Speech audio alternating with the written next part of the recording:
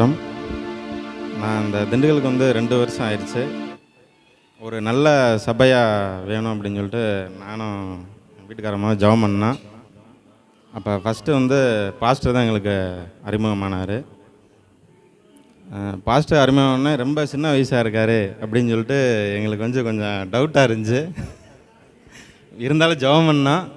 ஜெபம் பண்ணும்போது கர்த்தர் காமிச்சது வந்து எம்டி ஜெகன் ஐயா பேசிகிட்டு இருந்தார், பின்னாடி பாஸ்டர் இருந்தார். சரி இது உண்மைதானா அப்படின்னு சொல்லிட்டு நான் வண்டி எடுத்துகிட்டு பாஸ்டர் ஜெபக்கூட்டம் நடந்துகிட்டு இருந்துச்சு. அப்போ எனக்கு அவர் அறிமுகமே இல்லை, இருந்தாலும் நாங்கள் போயிட்டேன். பார்த்தா பாஸ்டர் அங்கே இருந்தார். அப்புறம் தான் முழுமையாக நம்பிக்கை வந்துச்சு. சரி ரைட்டு, நல்ல சபையில் தான் வந்து சேர்ந்துருக்கோம் அப்படின்னு சொல்லிட்டு கர்த்தருக்கு நன்றி, நல்ல சபையை கொடுத்துருக்காரு. ரெண்டாவது ஒரு விஷயம் வந்து ஞானஸ்தானம் எடுக்கிறது வந்து ரொம்ப மன கஷ்டமாக இருந்துச்சு. ரொம்ப வருஷமாக நானும் ட்ரை பண்ணேன், முடியல. அப்புறம் வந்து என்னடா பண்ணுறதுன்னு யோசிச்சுட்டே இருக்கும்போது எங்கள் வீட்டு சைடு இருந்தும் கொஞ்சம் எதிர்ப்பு தான். எங்கள் வீட்டுக்காரம்மா வீட்டு சைடு சுத்தமாக அவங்களை யாரும் பிடிக்கல. ஜெபம் பண்ணிக்கிட்டே இருந்தோம். கரெக்டாக கைகூடி வந்துச்சு. பாஸ்டர்னால் ஞானஸ்தானம் வெற்றிகரமாக எடுத்துட்டோம். அன்றைக்கே ஞானஸ்தானம் எடுக்க போகிறப்பே ஏதோ பிரச்சனை வருமோ என்னமோன்ட்டு ரொம்ப எதிர்பார்த்துக்கிட்டு இருந்தோம். அடிதடியாக இருந்துச்சு. நல்ல வேலை ஒன்றும் ஆகலை, வெற்றியாக முடிஞ்சிச்சு. அதுக்காக கர்த்தருக்கு நன்றி.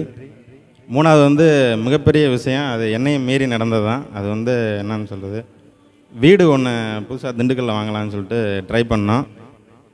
காசும் இல்லை, லோன் போட்டு வாங்கலாம்னு பார்த்தா நாங்கள் 2 பேருமே நான் ஐடினால் வந்து லோன் யாருமே தரல.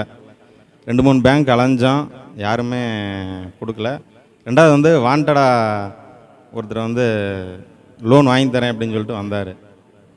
அப்புறம் பாஸ்டர்கிட்ட கூப்பிட்டு ஜெபம் பண்ண சொன்னோம். பாஸ்டர் அந்த வீட்டுக்கிட்ட வந்து ஜெபம் பண்ணார். பாஸ்டர் நீங்கள் பண்ண ஜெபம் வந்து எதுவும் வீணாக போகலை. பாஸ்டர் சொன்ன விஷயம் என்னென்னா, விசுவாசமாக ஜெபம் பண்ணுங்க, எதாக இருந்தாலும் உங்களை தேடி வரும் அப்படின்னாரு. அதேமாதிரி நாங்களும் விசுவாசமாக ஜெபம் பண்ணோம். அந்த லோன் கொடுக்குறவரை வாங்கி தரவர் வந்து இறந்துட்டார் ஹார்ட் அட்டாக்ல இடையில. என்னடா பண்ணுறதுன்னு நாங்களும் யோசிச்சுக்கிட்டே இருந்தோம். ஆட்டோமேட்டிக்காக எல்லா வேலையும் நடந்து எல்லாமே முடிஞ்சிச்சு பாஸ்டர் வெற்றிகரமாக. கர்த்தருக்கு நன்றி.